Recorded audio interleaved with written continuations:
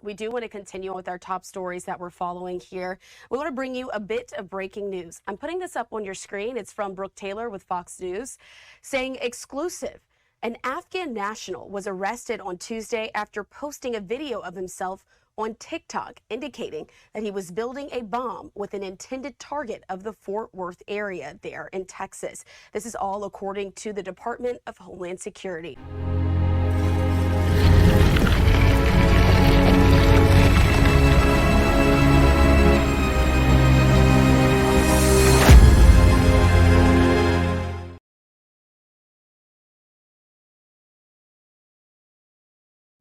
What's good, guys? It is your host, Mr. Ghost, with the Real Talk Podcast.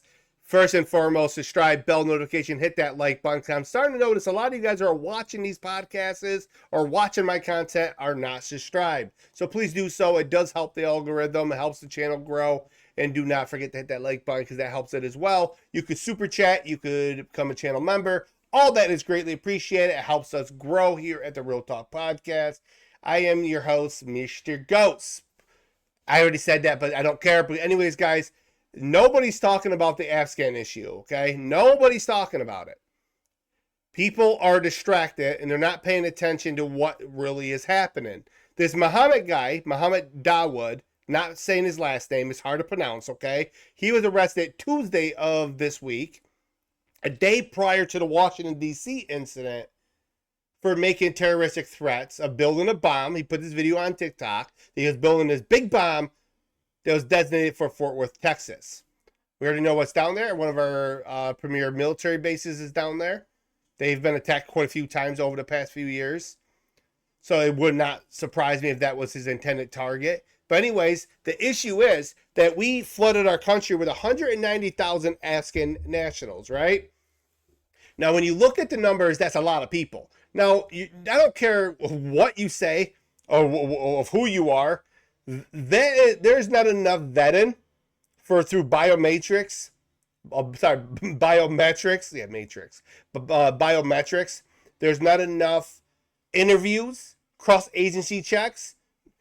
That it was way too short period of a time, and we got inundated with a lot of people wanting to evacuate Afghanistan because of Biden's disastrous withdrawal. Okay? How many bad actors snuck in? That's the question, okay, guys? How many bad actors have snuck in? Because I already know that CNN, NBC, all this woke media are not going to talk about this. Democrats are not going to talk about this. But it's fine. Us adults, okay, us bad Nazi people will talk about it. Because that's all the Democrats have done is literally slander us. But we want to talk about this. Because we have now 5,000 Afghan migrants who are under this, Operation Allies, welcome, were initially flagged for national security concerns. But as of September of this year, 885 are still flagged as possible threats to the United States of America. That's a lot of numbers. June of last year, there was an audit report came out. There were 55 terrorists on the watch list. They claim 46 of those are no longer a threat. That could either mean they're dead or they're out of the country, no longer here. But 9 are still here and being watched by our government. Yeah, that's comforting. You're just watching them. What are you watching them? Freaking take a shower or something? Kick them out. Okay? Kick them out. If they're a threat to this country, kick them out. But the bigger question is this, guys. How many out of this 190,000 is truly a threat? If it is the 885, that's a lot. And they could do a lot of damage, okay? But I think the number is bigger than that. And it goes beyond the Afghan, but right now we're talking about the Afghan issue because we flooded our country with 190,000 of these individuals. Could the number be higher than 885? Possibility. Because you don't know who's a snake and who's not. You know what I'm saying? It's pretty much the shepherd, Joe Biden, has allowed the gate to be open. We, his sheep, okay, because he's supposed to be our shepherd leading this country, has allowed the wolves in, and the wolves are disguised as us. And they're really good at disguising themselves. Let you guys know that much, okay? So when you look at what happened on November 26th and you go look at what happened on that Tuesday with this individual, how about October of last year? He's right there. That guy right there was plotting an ISIS-style attack on our election. And he's also an Afghan national, just so you're aware. We have a problem, guys. How many sleeper cells are in this country just waiting? These are just little tits and tats here and there, okay? These are just small compared to what's to come. There are CIA individuals, these are whistleblowers that have come forward and said there are sleeper cells in the U.S. and they're plotting major attacks. On October 7th, what happened in Israel, right? A few years back, they had 6,000 and they were able to kidnap a lot and murder a lot.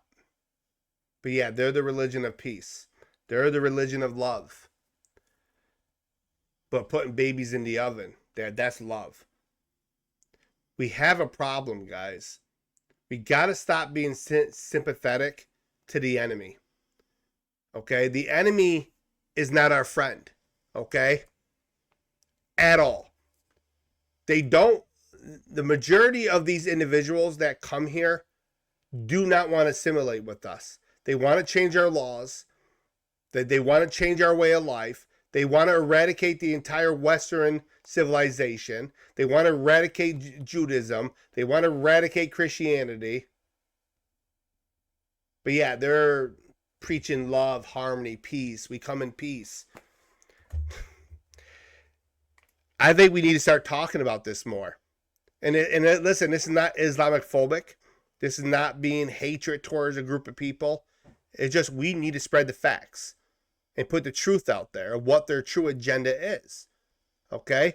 Study the Muslim Brotherhood. Study their agenda. They want to overthrow the West. They want to have Shia law within this country, which will happen over my dead body because I will literally protest until I'm blue in the face and not allow that to happen. But we got a major Afghan issue. We need to start, and I'm glad Trump is going back saying, hey, we're going to vet these people. We're going to look at these people. We're going to see who's here for good, who's here for bad. And those bad actors are going to get the hell out. And all I got to say to Mr. President, how about you throw out a few Democrats as well? If any politician doesn't want to stand up for the United States of America and defend this country from all enemies, foreign and domestic, they can go. Stop playing woke politics. Stop having this TDS BS. Grow up. Support your president. Because listen, even Europe is coming out and saying, Trump might be right about this issue. And they're doing a full 180 when it comes to flooding their countries with people from this part of the world. There is an issue in this country because not one, not two, we've had 4. And there's still 881 individuals out there with 9 other well-known terrorists that are still sleeping within our country. And that's not including how many people came across that southern border. We've heard through numerous cases, okay? People are on a terrorist watch list sneaking over our border.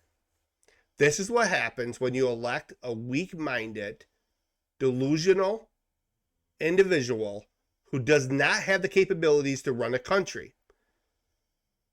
Biden was never, ever cognitively stable enough to run this country. The auto pen did everything. He opened our southern border to flood us with drugs, trafficking, murderers, rapers, you name it, they crossed the border, as well as terrorists.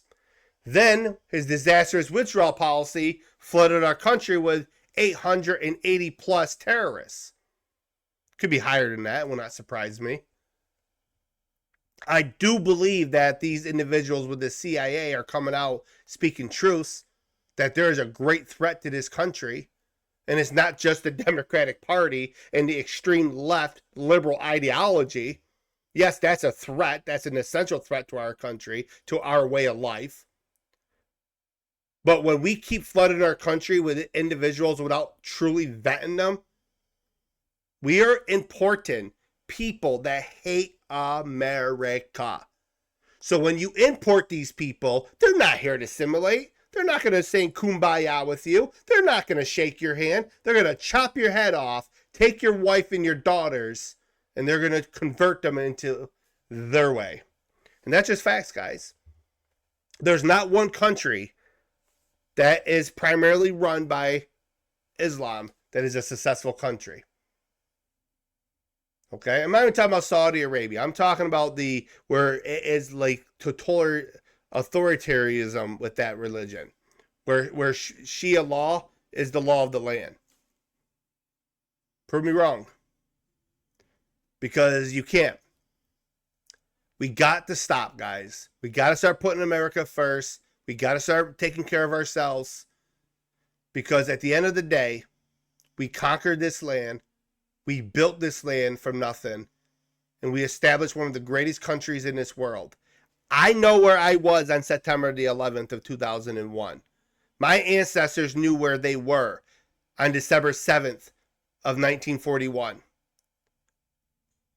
There are some of the greatest moments in this country's history. A lot of my family has shed their blood for this flag. There's a lot of Americans who have laid down their lives for our freedom. And that's slowly being eroded away by this idea that we just have to take everybody in.